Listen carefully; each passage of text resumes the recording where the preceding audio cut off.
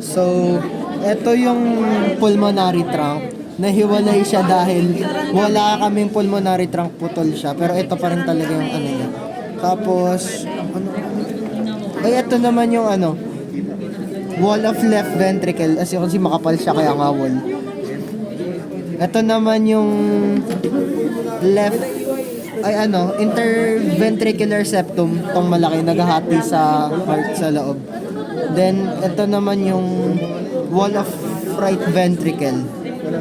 Tapos, ito naman yung right, ano?